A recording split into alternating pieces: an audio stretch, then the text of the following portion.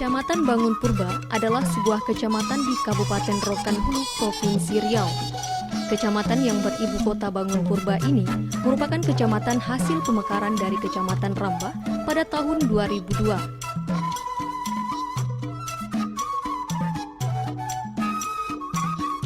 Kecamatan Bangun Purba memiliki luas wilayah mencapai 17.190 meter persegi dengan topografi daerah berbukit serta bergelombang.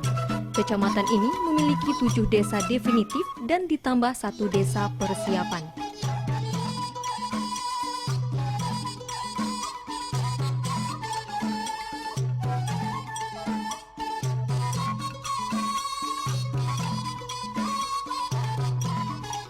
Kecamatan Bangun Purba memiliki jumlah penduduk hampir mencapai 20.000 jiwa. Masyarakat di kecamatan ini mayoritas berasal dari suku bangsa Batak Mandailing Napi Tuhuta. Banyaknya warga keturunan Mandailing yang menempati daerah ini erat kaitannya dengan sejarah Kerajaan Rambah. Konon, menurut sejarah, daerah ini merupakan hak otonom yang diberikan Raja Rambah kepada masyarakat Mandailing atas jasa mereka membantu Raja Rambah memenangkan peperangan dengan Kerajaan Rokan dan Lubuh pada tahun 1820 hingga tahun 1823.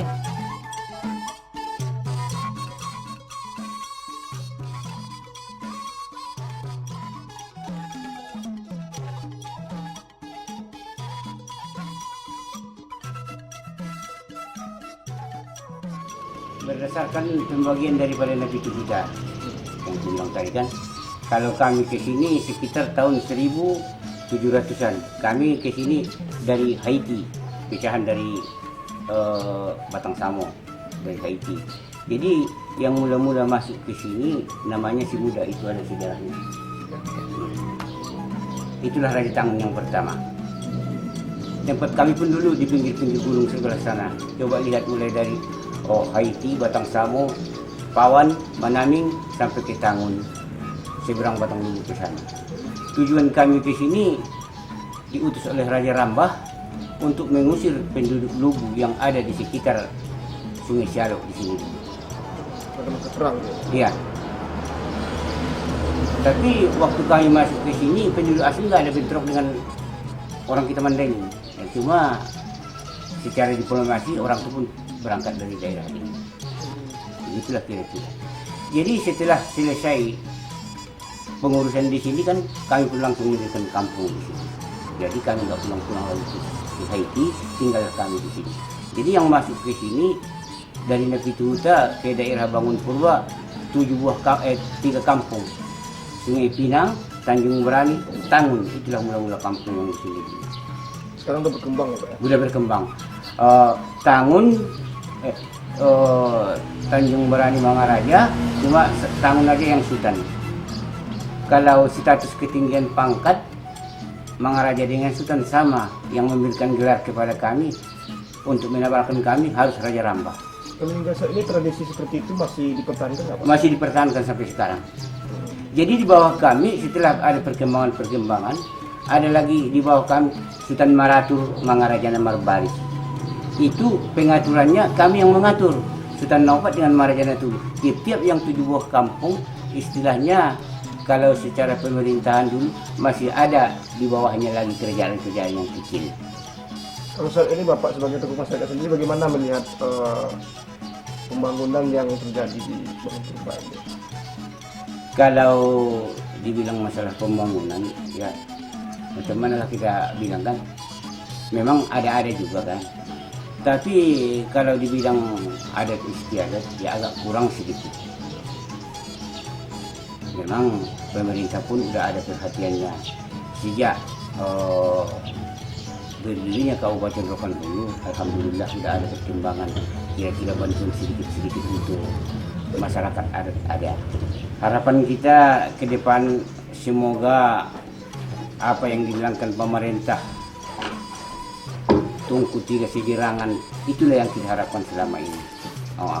Sebagai contoh, umpamanya ada kegiatan-kegiatan di pemerintah, kita harapan kita semoga kita dari lembaga ada tokoh-tokoh masyarakat harus dilibatkan. Kalau masalah pembangunan memang harapan kita sebagai contoh di daerah kita ini kan Bapak pun sudah tahu. Di Napi Tuhuta ini mempunyai tanah ulayat masing-masing. Yang paling lebar tanah ulayatnya adalah Kerajaan Tangguh. Sampai sekarang oleh masyarakat tidak bisa dimanfaatkan. Entah di mana kesalahannya kita pun nggak tahu. Tapi yang kita harapkan, kita bukan menyalahkan siapa. Yang penting harapan kita persoalan yang sekarang bisa diselesaikan. Satu, yang kedua lagi seperti tanah ulayat Tangun, ada juga yang digerogoti oleh perusahaan dari luar seperti PT PHS Permata Wijaya Sawit dari Sumatera Utara. Itu sejak tahun 91, termasuk saya sudah pernah dipenjarakan di Padang Sidimpun selama 6 bulan di tahun 94. 8 orang kami dari sini untuk mempertahankan hak tanah adat dan ulayat. Sudah itu yang diambil PT P7 dari Sumatera Utara juga. Itu dekat dari sini sekitar 5 km berendengan dengan PTS. Nah, kepada pemerintah sudah sering kami ajukan masalah ini, tapi sampai sekarang belum ada penyelesaian. Itulah harapan kami ke depan dari masyarakat sebagai pemangku adat yang ada di daerah Tangguh. Di sektor ekonomi, sebagian besar penduduk di Kecamatan Bangun Purba rata-rata menggantungkan kehidupannya dari sektor perkebunan karet dan kelapa sawit. Selain dua komoditi itu, sebagian masyarakat Bangun Purba juga berprofesi sebagai petani, pedagang, dan juga pegawai negeri sipil. Di samping beberapa sektor tadi, Kecamatan Bangun Purba juga memiliki potensi ekonomi luar biasa di sektor peternakan, perkebunan, usaha mikro, pertambangan, dan juga wisata alam. Potensi inilah yang terus coba dioptimalkan pemerintah Kecamatan Bangun Purba melalui berbagai implementasi program baik dari pemerintah kabupaten dan juga kecamatan.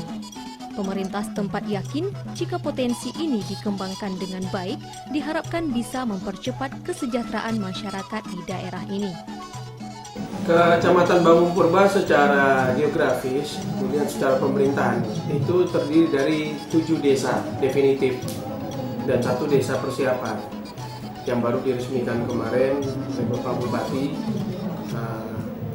Pada saat ini desa-desa ini mempunyai suatu potensi yang sangat luar biasa karena posisi Kecamatan Bangun Purba yang terletak dekat dengan ibu kota kabupaten ini merupakan suatu potensi yang bisa digali dan bisa dimanfaatkan. Dari beberapa potensi itu, salah satunya seperti potensi pertambangan, potensi pertanian, kemudian juga peternakan, dan juga sektor-sektor lainnya.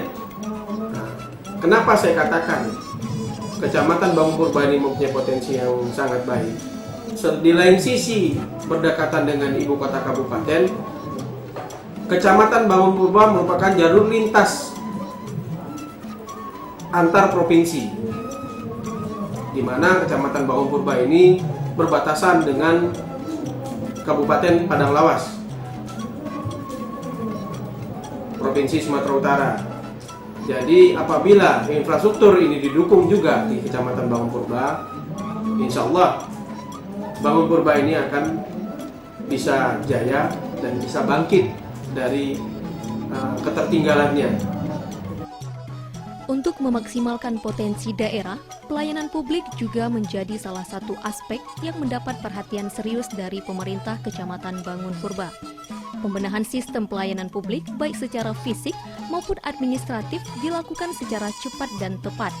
Hal tersebut penting untuk mencapai sebuah pemerintahan yang baik atau good government serta mewujudkan pemerintah yang bersih atau green government, sesuai tujuan pelayanan pemerintah kepada masyarakat yang harus melekat serta dilaksanakan sebagai wujud pengabdian pemerintah kepada masyarakat.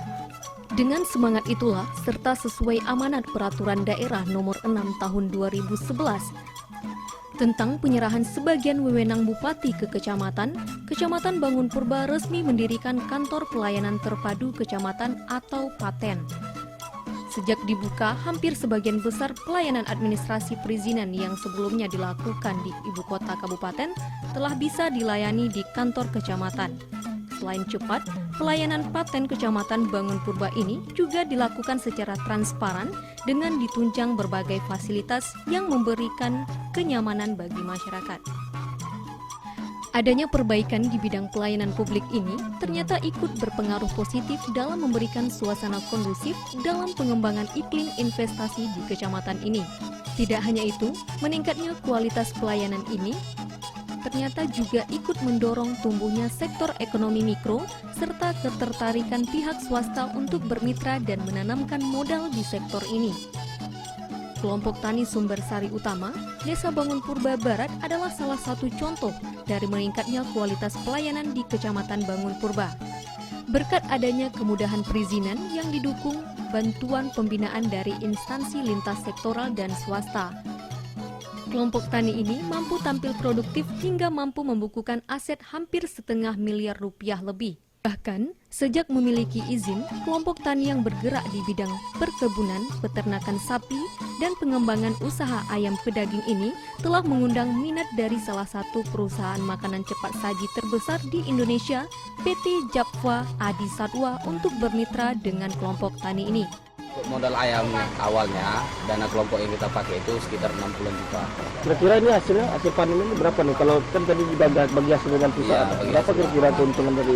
Keuntungan ke petani nanti, ke kelompok tani sekitar 25 juta. 25 juta Per sekali panen per bulan, 25 juta. Ya, saya selaku camat di sini juga berharap lah kepada dinas-dinas instansi terkait bahwasanya potensi perusahaan yang ada di tempat kita ini bukan hanya setelah potensi yang berdiri di daerah kita aja.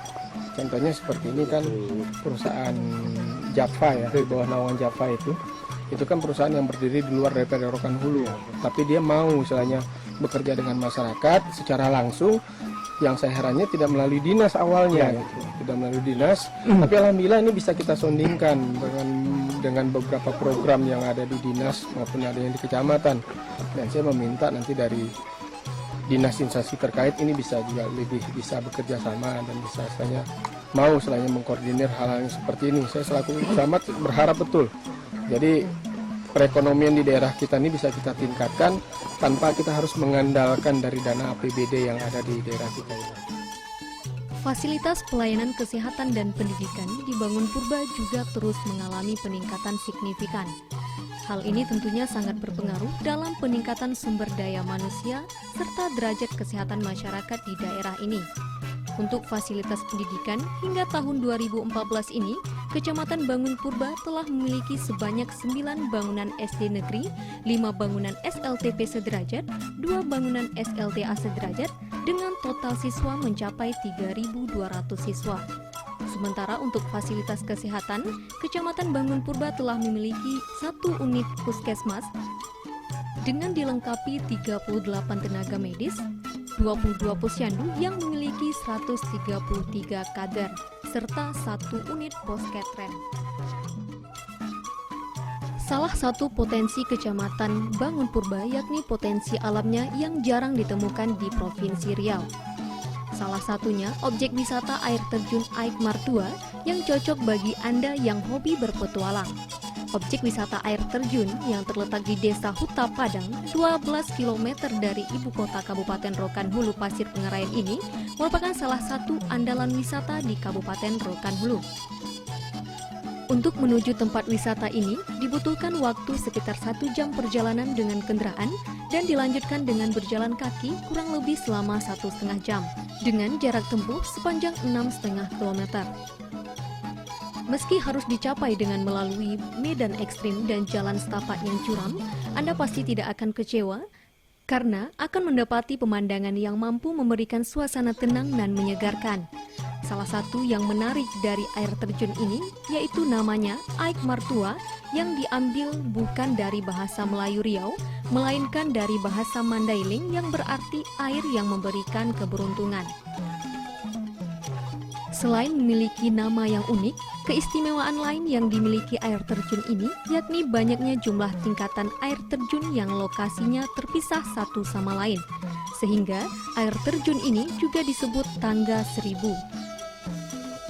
Air yang ada pada air terjun Aik Martua sendiri berasal dari aliran Sungai Bukit Simolombu, salah satu bukit yang termasuk rangkaian bukit barisan yang terbentang di sepanjang daratan Sumatera. Jika Anda berkunjung ke Aik Martua, ada 3 air terjun spektakuler yang indah untuk dikunjungi dengan jarak beberapa puluh meter dengan ketinggian bervariasi antara 15 meter sampai 35 meter. Air terjun pertama memiliki kolam seluas 250 meter persegi, namun air terjun yang paling indah yakni air terjun ketiga yang memiliki ketinggian mencapai 40 meter serta diapit tebing-tebing curam dan bisa dijadikan sebagai tempat olahraga panjat tebing.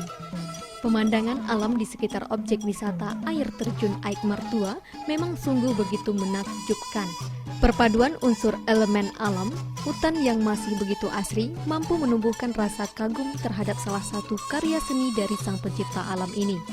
Selain menjadi tujuan wisata bagi warga yang datang dari penjuru daerah, objek wisata ini juga menjadi tujuan wisata bagi warga lokal yang bermukim di Kabupaten Rokan Hulu untuk dapat menyaksikan serta menikmati berbagai sajian pesona alam yang terdapat di air terjun Aik Martua. Dari berbagai potensi, khususnya wisata, persoalan infrastruktur jalan masih menjadi kendala utama. Untuk itu, dibutuhkan peran aktif dari pemerintah Provinsi Riau dan juga pemerintah kabupaten untuk memberikan perhatian lebih pada infrastruktur jalan di kecamatan ini. Dengan adanya komitmen pemerintah dalam pembenahan infrastruktur jalan ini, bukan tidak mungkin Kecamatan Bangun Purba akan menjadi salah satu magnet terbukanya peluang investasi di negeri Seribu Suluk. Baik, untuk masalah menunjang potensi kecamatan ini bisa keluar dan bisa dimanfaatkan, yang bisa nantinya akan meningkatkan potensi pendapatan asli daerah kita. Saya berharap karena Kecamatan Bangun Purba ini baru ada jalan provinsi yang dibangun dan itu pun belum sampai ke batas provinsi dengan Sumatera Utara, masih ada tinggal lagi 2,8 km yang belum diperbaiki.